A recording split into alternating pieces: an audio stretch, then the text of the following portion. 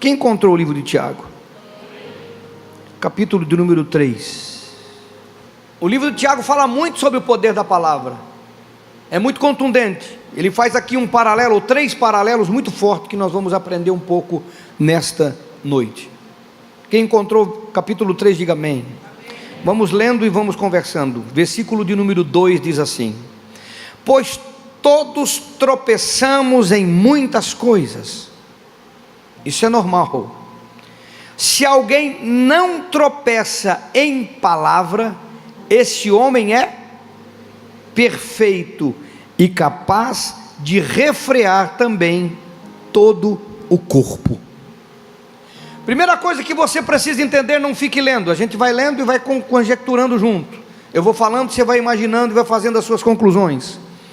Primeira coisa que precisamos entender, que o apóstolo está falando aqui, a importância de não tropeçar em palavras, de não errar com palavras. Mas o mais importante aqui é que ele faz uma conotação entre a palavra e o corpo. E nós vamos, um pouquinho mais para frente, a gente vai ver essa conotação de uma forma muito explícita. Ele faz uma ligação, ele liga a palavra e o corpo. Se você não tropeça em palavras, se você fala de forma correta, você também tem controle sobre todo o seu corpo. Ele faz essa ligação, esse link entre palavra e corpo, porque eles têm uma ligação muito grande. E esse link é importante que você compreenda. As tuas palavras estão envolvidas não somente no corpo, mas em tudo que está à sua volta. Como aprendemos, não perca de vista o que falei domingo passado. Você é Deus do seu mundo. As tuas palavras influenciam o teu mundo. Tudo que você fala gira em torno do teu mundo. O teu mundo, ele é transformado pelas palavras que saem da sua boca. Agora compreenda comigo, Deus mudou uma terra sem forma e vazia, que tinha se tornado por causa do caos, que nós não vamos entrar em detalhe. E ao mudar essa terra sem forma e vazia, uma terra que não tinha sentido, e Deus não cria nada sem propósito, tudo tem propósito. Quando ele começou a mudar, ele começou a falar, e foi mudando, e disse Deus, haja, e disse Deus, e disse Deus, e Deus foi falando, e foi mudando, e foi mudando. Assim o seu mundo, você que é Deus com D minúsculo, conforme o Salmo 82:6, ele vai sendo transformado pelas palavras que saem da sua boca. Diga para o seu irmão, nas suas palavras existe um poder de criação e de destruição. Versículo 3: ora, se pomos freios na boca dos cavalos para que nos obedeçam, então conseguimos dirigir todo o seu corpo. Ele faz 3 paralelos, presta atenção no 4. Vede também os navios que, embora tão grandes e levados por impetuosos ventos, com um pequenino leme, se voltam para onde quer o impulso do timoneiro. Quer dizer, o marujo, aquele navio enorme, grande, é um leme pequenininho que dá destino para ele. É um leme pequenininho que dá destino para ele. O cavalo é um animal imponente, nessa época de muita importância, porque ele servia para muitas coisas, e era um animal que entrava no rio, pulava fogo, um animal que não tem medo, um animal com muita força. O homem dominava ele como? Quando ele controlava a boca do animal, é pela boca que se controlava. Então esse paralelo que o apóstolo está fazendo é para que compreendamos que os destinos, que os rumos, que os caminhos, que as direções da nossa vida, elas têm a influência por algo que é pequeno. Ele conclui isso aqui no versículo de número 5. Ele diz assim, ó: assim também a língua é pequenininha, mas ela está em nós, está no nosso membro, se gaba de grandes coisas. Então ele está dizendo, a nossa língua é pequena, as palavras são pequenas, mas elas dão destinos ruins ou bons. Elas nos levam à vitória ou à derrota. E o que falamos pode nos levar a ser abençoado ou ter prejuízo. Acompanhe comigo no 5 ainda. Vede quão grande bosque um tão pequeno fogo incendeia. Está falando de fósforo, na época não tinha, então não podia falar. Se ele escrevesse hoje, ele dizia: veja como uma floresta grande, um bosque grande, pode ser destruído quando você risca um palito de fósforo, tão pequeno, palitinho de fósforo, queima uma floresta inteira. E ele está falando da língua, das palavras, do que falamos, que às vezes nós consideramos pequeno, mas a proporção que ele vai tomar, nós não imaginamos. E aquilo que levou anos para ser construído, uma floresta, quanto tempo um bosque leva, quanto tempo as árvores levam para se tornar grande, para se tornar frutíferas, e por causa de um palito de fósforo, pode destruir tudo. Quanto tempo se leva para construir às vezes uma reputação, quanto tempo se leva para construir um negócio, uma empresa, para se construir uma vida, uma família, e às vezes com a palavra, nós começamos um processo de destruição, porque ele está falando da palavra, irmão, não perca o foco. Ele não está falando de floresta, ele não está falando de cavalo, ele não está falando de navio, ele está falando de palavras, ele está falando da língua, ele está falando daquilo que sai da sua boca, daquilo que sai da minha boca, daquilo que sai da nossa boca, daquilo que nós expressamos. Alguém está aí, não? Aí ele faz o paralelo no versículo 6, a língua também é um fogo. Sim, a língua é um mundo de iniquidade. O que é iniquidade, querido? É o pecado consciente, a consciência das coisas que fazemos e sabemos o que estamos fazendo. Isso é iniquidade, é o pecado com consentimento da inteligência. A gente sabe o que é e sabe nas consequências que tem. Ele disse: a língua é um mundo de iniquidade, colocada entre os nossos membros, está na boca, contamina todo o corpo. Está aí na sua Bíblia, não? Está aí na sua Bíblia? Lê de novo, a língua é colocada entre os nossos membros. Está onde a sua língua? Onde é que está a sua língua, irmão? Está na boca? Alguém tem língua na orelha, no nariz, em algum lugar, não? Sua língua está na boca, como é que ela contamina o corpo todo, meu? Você vive se lambendo? Que nem gato, que nem bicho? Não. Como é que a língua contamina o meu corpo todo? Como é que a língua pode contaminar o meu corpo todo? As palavras podem contaminar o corpo todo, e é o que muitas vezes as pessoas não percebem, porque elas declaram o que elas veem e não o que elas creem. Aí acontece assim: a pessoa acorda com uma dor nas costas, e era uma dor por causa do ventilador que ficou em cima do ar-condicionado, dormiu descoberto, alguma coisa parecida. É uma dor que você passa faz um gelol, acabou. Não, mas ela acorda com aquela dor, ela disse: isso aqui é bico de papagaio.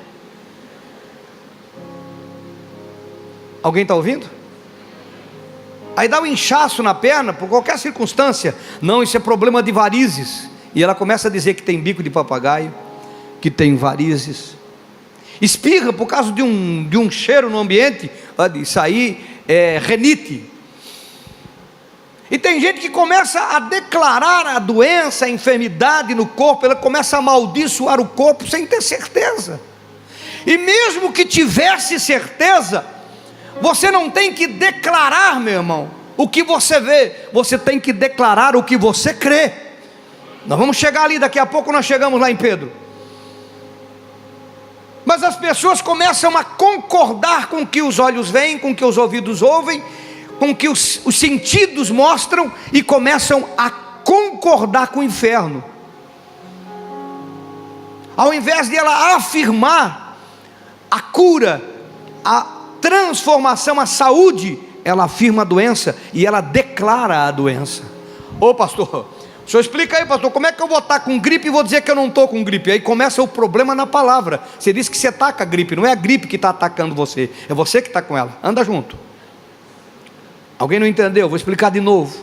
Nós temos o mau hábito de usar a nossa boca para transformar uma enfermidade que nos assola em algo pessoal. Tem gente que até adota a enfermidade. Não, porque a minha varize, não, porque a minha gastrite, porque a minha dor de... Começa a dizer que é dele. Fica para ti, então, irmão. Como é que pede oração para cura se é teu? Vou mexer no que é teu, eu?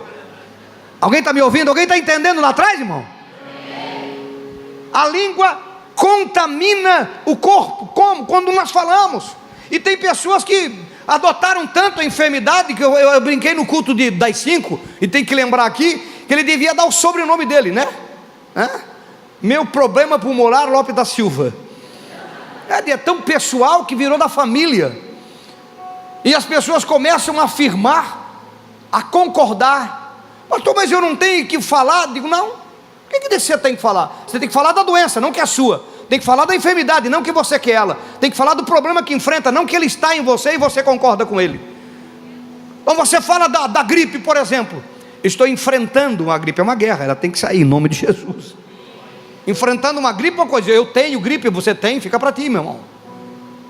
Alguém está entendendo? Uma pessoa vai ter um diagnóstico no médico, você está com problema no sangue, problema nisso, problema naquilo. Digo, você está? Não, isso é um problema que eu estou enfrentando. Eu não concordo, eu não aceito. Se a língua contamina o corpo, por quê? O inferno só espera que você declare. Quando você declara, eu tenho, se você não tem, ele passa a fazer com que tenha, porque tudo que o diabo quer é que você receba. E se você diz que tem, o diabo coloca, quem é que vai dizer que não? Se você já concordou, na tua alma tu já afirmou. Estamos falando de corpo, vamos falar de família. O que você fala para os seus filhos? O que você declara deles? Você olha as notas muitas vezes que não são as melhores, e você diz, isso não vai dar nada. Claro, se você está amaldiçoando, declarando, como é que vai dar alguma coisa, irmão? Agora, como você usa a palavra e diz, meu filho, você está num momento difícil, mas você é muito inteligente, vai superar isso. Há uma diferença muito grande. Alguém está entendendo, irmão? Aí há uma briga no casamento e as pessoas não lutam por ele. Penso que o segundo vai ser mais fácil que o primeiro. Tem gente que já está no quinto e descobriu que não tem casamento fácil. Não tem, irmão. Não é que dois seres estranhos, tem que se entender, são dois seres estranhos. Deus criou o homem e disse, não, eu posso fazer algo melhor do que isso. E daí fez a mulher. Então fez muito melhor, 100% mais equipada. Mas elas são terríveis. Como dizia o profeta Erasmo Carlos, eu que faço parte da rotina de uma delas. Elas são terríveis. Então tem que haver adequação, meu irmão. Agora o cara entra em problema no casamento, ao invés de declarar a vitória, ele diz, esse casamento vai acabar. Você está dando munição para o diabo, irmão. Você está implantando, você está declarando no mundo espiritual. Isso tudo é palavras. Você está entendendo que tudo é palavras? Eu podia falar do negócio, eu podia falar do estudo, eu podia falar da inteligência, eu podia falar da alma, eu podia falar de qualquer coisa. Você precisa entender como é que você solta a sua palavra, porque você contamina com a sua palavra todo o corpo. E o que eu estou falando eu já me antecipei, mas se você quiser, daqui ó, a língua também é um fogo, versículo 6. A língua é um mundo de iniquidade, colocado entre nossos membros, contamina todo o corpo e inflama o curso da natureza, sendo por sua vez ela inflamada pelo inferno. A Bíblia está me dizendo que o inferno fustiga as tuas emoções, mexe com o teu sentimento, mexe com a tua alma, para que você declare derrota, declare prejuízo, declare sofrimento, declare doença, declare miséria. Porque quando você declara, os demônios podem agir, porque eles têm livre acesso à tua alma, já está preparada para receber o problema, e você não tem problema nenhum com isso, porque você já aceitou, você já está dizendo. O inferno inflama a boca para que ela declare, para que ele possa agir. Agora, quando você fecha a boca, ou fala ao contrário do que os olhos estão vendo, do que os ouvidos estão ouvindo, meu irmão, aí você está numa guerra, aí você está numa batalha. Eu quero dizer para você, se você usar corretamente as suas palavras, como disse no Provérbios que lemos domingo passado, aquele que bem a utiliza, come dos seus frutos. Se você usar corretamente, não deixar a sua boca destruir o curso da natureza, porque o que era para ser uma bênção pode se tornar um problema. O que era para ser grande pode ser cerceado e se tornar pequeno. O que era para ser saúde pode se tornar enfermidade, irmão. Porque nós nos movemos baseado no que vemos e no que ouvimos, e não no que nós cremos, não no que nós acreditamos do que o Senhor pode fazer. Vou pular aqui.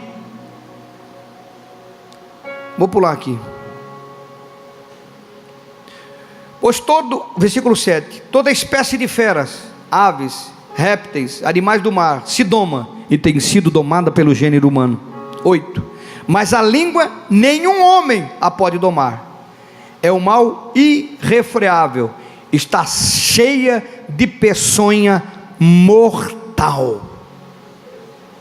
Meu Deus! Se você não pode refrear, irmão, você precisa amadurecer. Você tem que saber como é que vai falar. Alguém está me entendendo? Você tem que usar a língua a seu favor. Você não tem que falar o que o sentimento diz, tem que falar o que a consciência, a inteligência te faz dizer. Você não tem que falar o que é emoção, porque ela é fustigada pelo inferno. Com raiva, a gente fala um monte de bobagem. Quem é casado aqui? Quem é casado aqui? Quem que já brigou com o cônjuge? Levanta a mão. Quem que já brigou com o cônjuge? Quem já brigou com o cônjuge? Levanta a mão. Irmão, nós somos ser humano, irmão. Agora, quem depois de brigar voltou, pediu perdão e reconheceu o que falou e voltou atrás no que disse? Que tem muita gente que briga, fica nervoso. Ser humano, nós somos ser humano. Não esquece isso. E depois ele não volta atrás. Meu irmão fica ali esfregando um pé no outro. Se ele não vier, eu não vou. Se ele não vier, eu não vou. Se ela não vier, eu não vou. Se ela não vier, eu não vou. Meu irmão, você descobriu que é uma só carne? Alguém cantou para vocês no casamento é uma só carne? Não. Que se estiver ruim a uma, dói em você do mesmo jeito? Abençoado, abençoada. Parece que o casamento de você é só por contrato. Ele dói, você não dói. Ele sofre, você não sofre. Só o outro que passa. Meu irmão, é uma carne só. Tudo que você fizer de bom para o seu casamento, faz de bom para você mesmo. Não tem nada a ver de curso, não estou dando curso de casamento aqui, mas estou só usando a inteligência para você entender, para que quando você abrir a sua boca e o ferir o seu cônjuge, ou declarar alguma coisa contra o seu casamento, volte atrás, se arrependa, cancele, peça perdão e perdoe. Diga para o seu irmão, o inferno está por trás dessas coisas.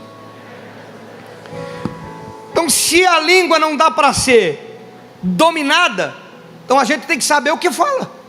Eu não posso parar um impulso, ao invés de xingar um nome, amaldiçoar, usa o termo que a gente briga, seu abençoado. Pelo menos se sai um abençoado da sua boca, não interessa?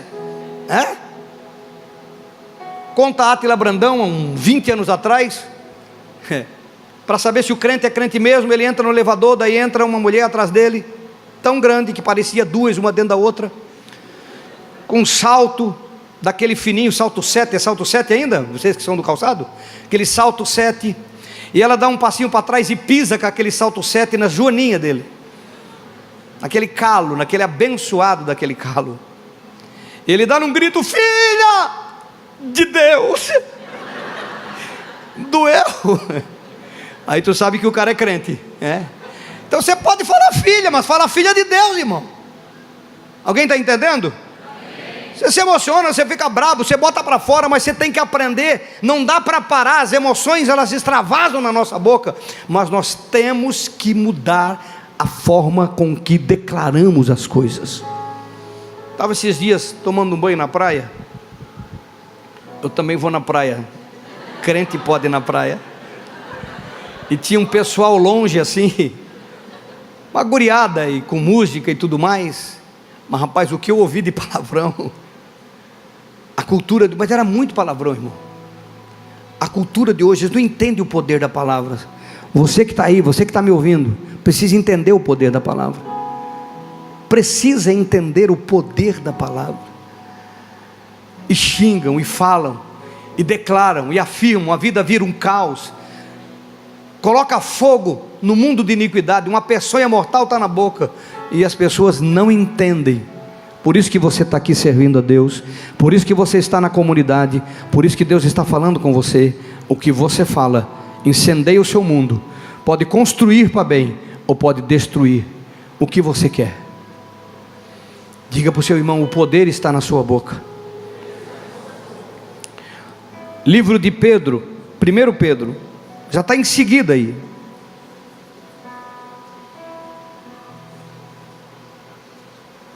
Encontrou aí 1 Pedro, capítulo de número 4, versículo de número 11, para você entender. Se alguém fala, fale como entregando os oráculos de Deus.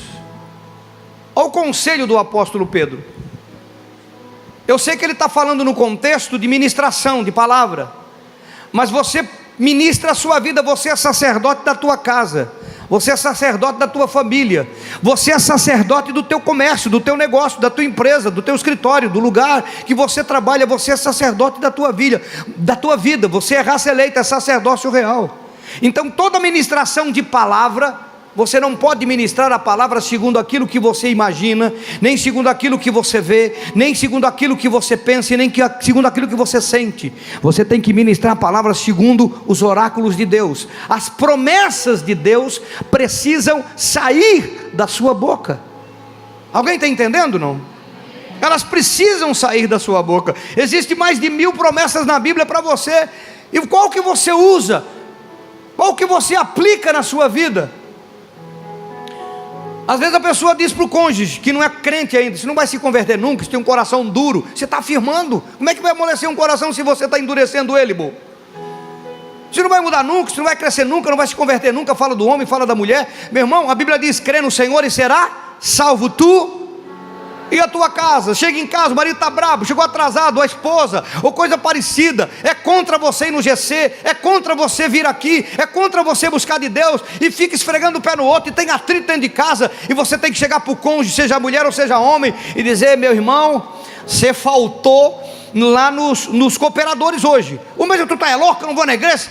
Vou aturar pastor, vou aturar a igreja. Eu digo: eu sei que você não sabe ainda, mas você já faz parte da comunidade do provedor. Tem que afirmar, irmão. Tem que declarar. A pessoa vai ficar nervosa, chamar de doido. Está falando de coisa que não existe. Mas você está declarando. E quando falar para a vizinha, quando falar para o amigo, quando falar para o parente, quando falar para quem quer que seja, do teu cônjuge, mesmo que ele seja um cônjuge que está longe, ainda está na cachaça, ainda está na bebida, ainda está o que for, ainda está longe, você tem que declarar: isso serve a Deus. Você não sabe o crente que isso é. A pessoa vai dizer: tu bebeu? Eu digo: não bebi, estou declarando porque eu creio, porque a Bíblia diz que o Senhor Jesus, que quem crê nele, a casa vai ser salvo. Ele não sabe, mas ele já é do Senhor, já é cooperador, já está trabalhando, já está na câmera. Se é músico, já está tocando, ele não sabe, não foi no ensaio ainda. Tem tanto ensaio que ele está faltando, mas ele vai. Alguém está entendendo, irmão? É um mundo diferente, mas que você precisa falar segundo os oráculos de Deus. Como disse o Tony aqui, você não pode falar da crise como se ela fosse sua. Você tem que falar do Deus que vence a crise. Você tem que falar dos oráculos. Meu Deus me abençoou com toda sorte de bênção nos lugares celestiais. Isso é declarar a palavra. Se é para falar, declare a palavra, declare a promessa, declare o que Deus diz. Não declare o que você vê nem o que você ouve. Declare por fé o que você crê. Quem Lucas diz que a boca fala do quê? Lucas 6,45, a boca fala do quê? O coração está cheio. Se você está cheio da palavra, você vai declarar a palavra. Sabe o que falta? Às vezes a pessoa não lê a Bíblia a semana toda, não conhece versículo, esqueceu do 23, o clássico, tradicional, antigo. Todo crente, a primeira coisa que aprende é o Salmo 23. O Senhor é meu e eu não tenho falta.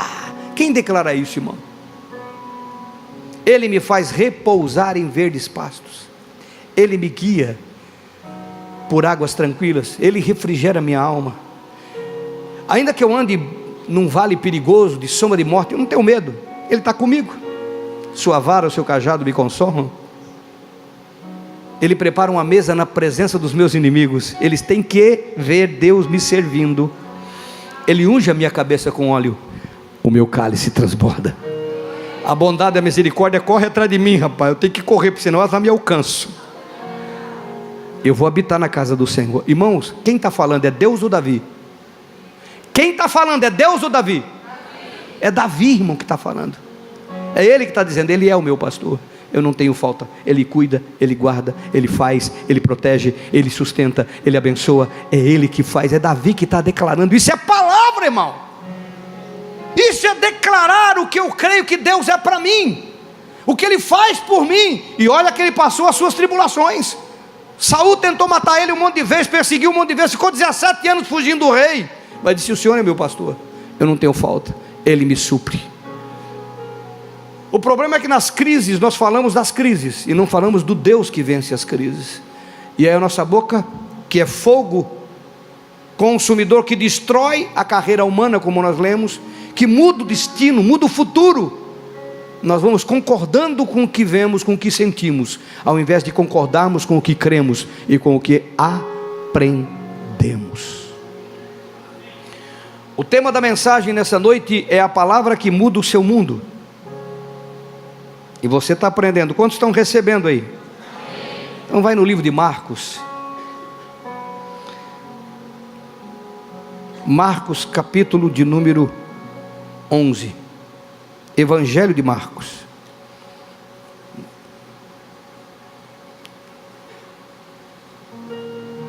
Glória a Deus. Versículo de número 12. Quem encontrou diz amém.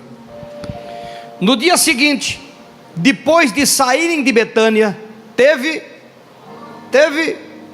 Nós vamos passar por essa passagem para você ver que tudo que eu estou falando está endossado. Jesus vai endossar tudo que eu estou afirmando para você, tá bom?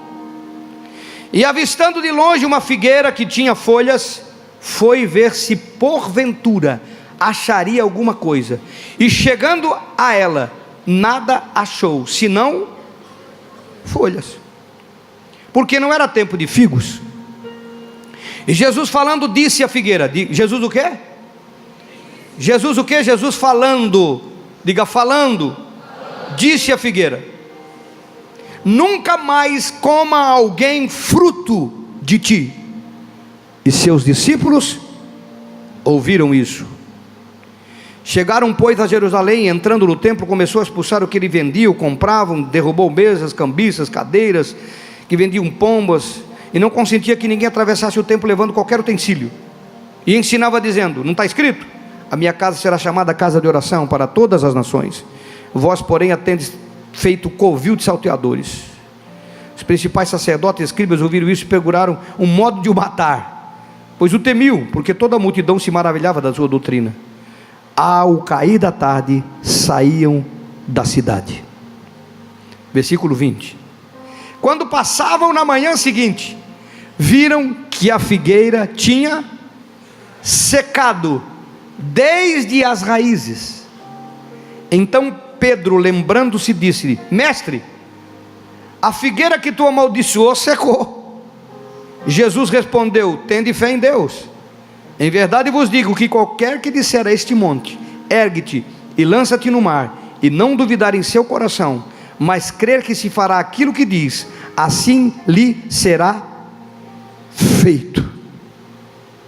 Palavras têm poder. Por que a Bíblia fala que a figueira secou desde a raiz?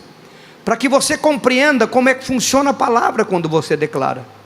Irmão, quando Jesus olhou para a figueira que tinha folhas, estava se exibindo lá com folha, mas não tinha fruto, porque não era tempo. E Jesus queria deixar uma lição, eu não vou entrar em mérito. Quando ele olha para a figueira e diz que não tem fruto, olhou, procurou, não viu frutos, nunca mais alguém coma fruto de ti. A gente pensa assim: bom, se ele amaldiçoou a figueira, era para a figueira fazer assim, não caiu nenhuma folha, nenhuma folhinha caiu. Quem olha assim, não aconteceu nada, mas aconteceu lá na raiz, lá onde gera vida, onde tem a vida, onde começa a vida daquela figueira, morreu a raiz. Quando você fala, você não vê nada acontecer na hora, mas lá na raiz, lá na origem, e a maioria delas às vezes é espiritual, lá os demônios que estavam gerando aquilo foram amarrados, foram presos, foram expulsos, foram detidos. Acabou o efeito maligno, mas a planta continua, a planta está lá. Por isso que ele disse: se você falar e não duvidar no seu coração, vai acontecer. Mas o que acontece conosco? Nós falamos e a figueira continua verde. Nós falamos do casamento, falamos do caso, falamos do filho, falamos da salvação, falamos dos negócios, falamos de tudo. O pastor pregou sobre o poder da palavra, nós saindo falamos tudo. Segunda-feira, não, é bênção, e vai cair, e vai vir do céu, como está o pessoal aqui numa atração, céu e terra, está ligado? E falamos, as folhas continuam lá, a figueira continua lá, e sem o conhecimento que você está recebendo hoje, você daqui a pouco, eu sabia que não ia dar em nada, a raiz voltou. Aí eu falei, mas não aconteceu nada. A raiz voltou. Aí eu falei, mas eu adiantou de nada. A raiz voltou. E você não percebeu. Mas Jesus disse: se você falar e não duvidar, quer dizer, continuar afirmando o que você falou, consentir com o que você falou, permanecer a mesma palavra, a raiz morreu. E cada árvore tem um tempo de vida, irmão. Já viu aquela árvore que você vai tocar, ela está podre, pluf, cai. Aparentemente parece que está seca, bonita, chega lá, está podre, está oca. Quantos anos que está ali de aparência? Alguém está me entendendo? Alguém está entendendo, irmão? É, pastor, o senhor não conhece o meu marido, o senhor não conhece a situação que está o meu filho, a minha filha, o senhor não sabe a situação financeira, o senhor não sabe os problemas que eu enfrento. Eu vou fazer uma pergunta para você, só os inteligentes me perguntam: figueira escuta? Só tem essa meia dúzia de inteligentes, pelo amor de Deus, irmão. Figueira escuta? Não. E como é que você escutou? Porque nós temos um problema de achar que nós temos que falar e alguém tem que ouvir. Figueira não escuta, irmão. É o poder da palavra que faz o efeito. Aí eu falo para o meu marido, ele não escuta, não fala mais, declara, somente isso. Aí eu falo para minha esposa, não escuta, não fale, só declare, afirme.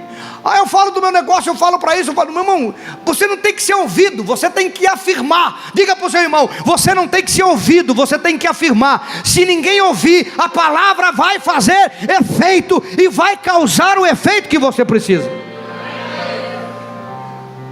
O problema da gente é que a gente quer ser ouvido.